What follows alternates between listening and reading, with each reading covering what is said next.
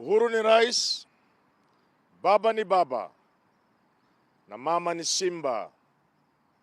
These words are supposed to be from the beautiful lady from Laikipia, Kate Warogoro, when she paid a courtesy call at Capitol Hill to see Baba. It must be remembered that Kate Warogoro is a really Simba in the Tanga movement. To be more precise, Simba Marara. At one time with a serious tiff with the luminaries, including Francis Atwoli.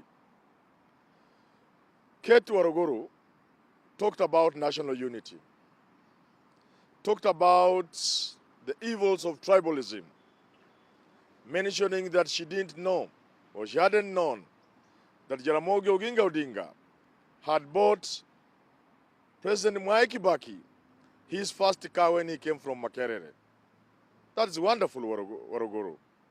Talking of Warogoro brings Waiguru.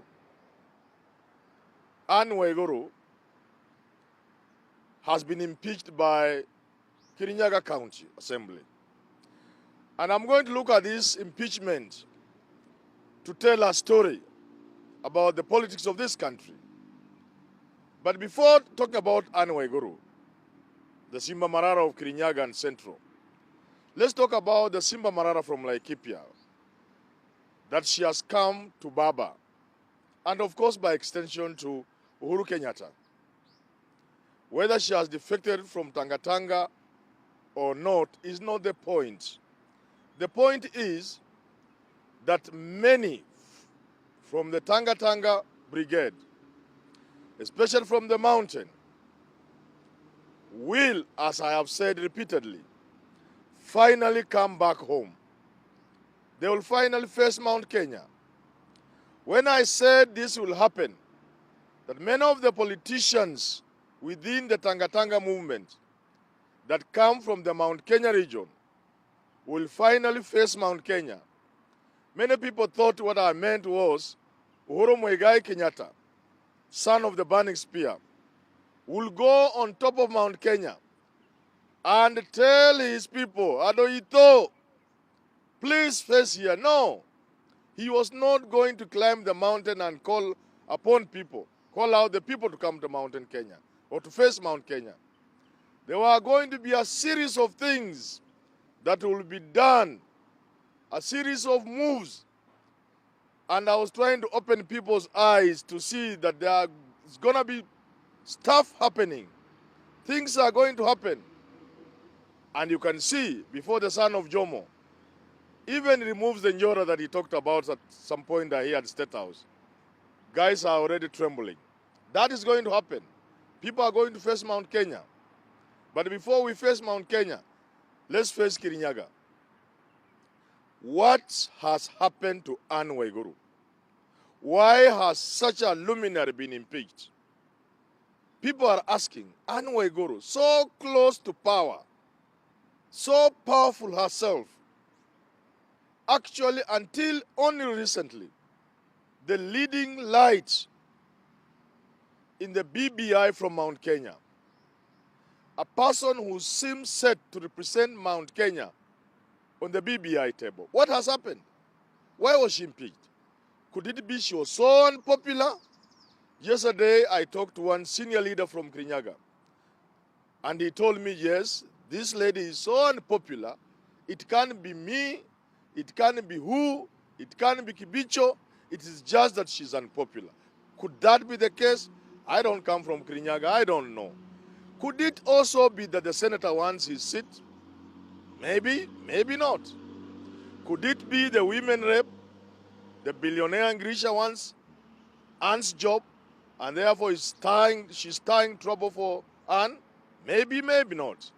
Could it be Kibisho, the powerful PS, who wants Anne's job, and therefore brewing trouble for her? Maybe, maybe not. But that's not what I want to look at. Any of those could be the reason, but I very much doubt. What I want to bring out, in a more generic sense, is that we are going to see a lot of these things happening. Uhuru and Raila went hunting. They have surrounded the animal. I'm not quite seeing it where they are. They are a little far from me. Either the animal is down or is about to fall. The moment they fail the animal, if they haven't done so, it's the time now for people to rush with their knives. And therefore, I want to advise some politicians to open some of their eyes, at least one if you have two. This is the season of thinning. The moment the animal is clear, the hunt is over, people must now reduce the number of people at table. Not everybody will be allowed to come near the animal with their blunt, rusty knives.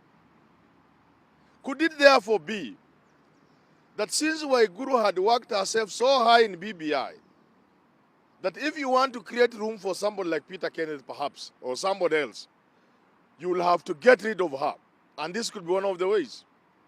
Or could it be that Uhuru Muigai Kenyatta himself wants to represent central Kenya at the table?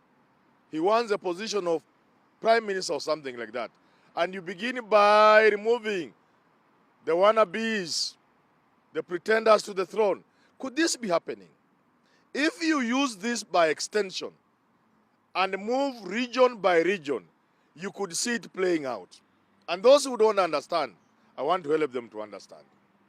Look at Ukambani, for example. There was a time the three governors seemed to have an onslaught against the Ukambani kingpin and people like Mudama. Could it be that at the table, since the Kamba is a big community, they had to be represented on this table? Could it be that to deal with that, you remove Kalonzo, for example, then remain with these small people? Small, when I say small, people don't understand. It is in some context where Raila and Uhuru are, and maybe Mudavadi or some. The rest are actually just small. You can't count Manyora. Me, I'm not even small. I'm just something else. So people should understand that. When you remove Kalonzo, for example, you are remaining with other people. You can tell Ngilu, continue, do your second term. This other chap, Alfred Mutua, we can make you a nice minister. You quickly are handling the table. If you go to Western, where I come from, and I had said I was not going back to Western, but I'm forced to go back to Western. Home is sweet. Let me tell my people in Western. That is the same thing that is happening. Because the Western people, the Luya, the Mlembe people, are many and populous. There must be one of them at table when things are being discussed and shared and distributed, or when somebody from there should be distributing them. You must do what is called thinning. This is the season of thinning because the animal has been surrounded or has been felled. So you see the things happening in Western. Because you have Oparanya, you have Eugene, you have Musalia Mudavadi, you have Wetangula, you must do thinning. And my people like Musalia Mudavadi must understand that on that table, and I've told many Kenyans, including my people from Western, the things are being decided on the BBI handshake table, at least for 2022. You can have your own designs and schemes, but not for 2022. This one, Uhuru has it sealed. It's done. It's gone. It doesn't mean you can't think about future. It doesn't mean you can't fight within BBI. You can be there and be the presidential candidate. But that is where the power is. And I want to repeat this. No politician in this country, the big known politicians, the vigogos of this country, none of you can operate outside the handshake. You will not survive. By 2022, you'll be limping. I have said this. And I've said repeatedly now, and I think I'm saying for the last time, only one politician in this country can survive outside the handshake. Outside BBI, William Samoei Ruto. And even for him, it is becoming hot. You can see the Christian going to village elders, going to clan elders to have some things performed. I don't know how they were performed. I'm also a traditionalist. I don't know what the Talai clan were doing. But he's forced to go there because things are tough, even for him. When I said Gideon Moy will begin coming slowly, slowly, you can see he's going to save his own turf in Rift Valley. Things are tough, but him can survive outside BBI. Mudavadi will not at all. And therefore you must understand what people like Atwoli are saying.